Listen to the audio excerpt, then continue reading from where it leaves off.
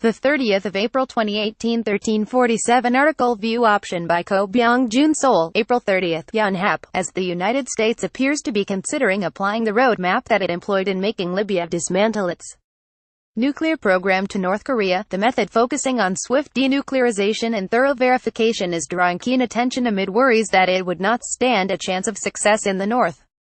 U.S. National Security Advisor John Bolton said in an interview on Fox News on Sunday, local time, that the U.S.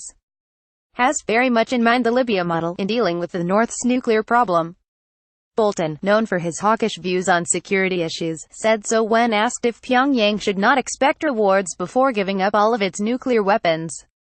His remarks on the so-called Libya model come on the heels of the historic Inter-Korean summit on Friday, in which South Korean President Moon Jae-in and North Korean leader Kim Jong-un agreed on complete denuclearization of the Korean peninsula. The summit will be followed by a meeting between the leaders of the U.S. and North Korea either in May or June.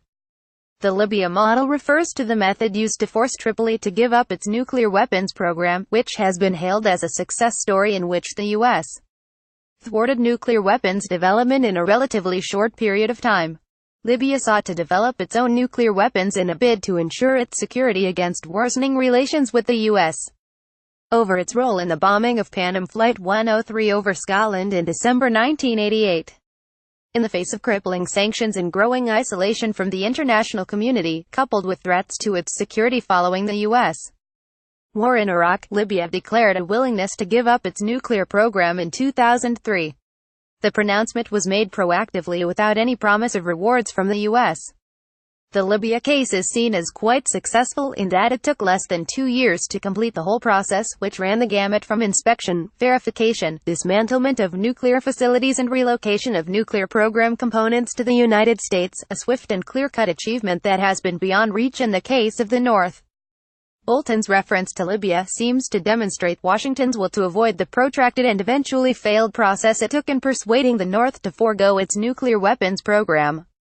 What Bolton said seems to be boiling down to speed. Park Won-gon, a professor at Handong Global University, said, "It will be inevitable that the denuclearization process will take place on a step-by-step basis, but it seems that the U.S. is pressuring the North to show a clear commitment to denuclearization and take action such as a declaration first. The U.S. and South Korea have demanded the North to give up its nuclear weapons in a complete, verifiable and irreversible manner." The North reportedly suggested a need for phased and synchronous measures for denuclearization. It still remains unclear how the North would react given that Pyongyang has seen the Libya-style denuclearization process as a non-starter, apparently due to the stigma associated with it, namely the downfall of Muammar Gaddafi. Earlier this month, Robert King, former U.S. Special Envoy for North Korea Human Rights, said the North's current Vice Foreign Minister, Kim Ki-gwan, made it clear to him in a meeting in 2011 that Pyongyang will not follow the example of Libya. "One thing is clear, if the United States is to make progress in the denuclearization of North Korea, it would be well to avoid any reference whatsoever to Libya," King said in a piece to the Center for Strategic and International Studies. It appeared to be a consensus shared by many experts and government officials that it would be hard to apply the Libya case to North Korea in that the two countries are quite different in terms of the extent of their respective nuclear programs. As opposed to Libya, whose nuclear program was said to be in a relatively initial stage, experts say that the North has acquired multiple nuclear weapons. Bolton also acknowledged it, saying, "There are obviously differences. The Libyan program was much smaller." The Seoul government sees Bolton's recent mention of the Libya method as a way to emphasize the broad principle in carrying out its strategy in dealing with North Korea.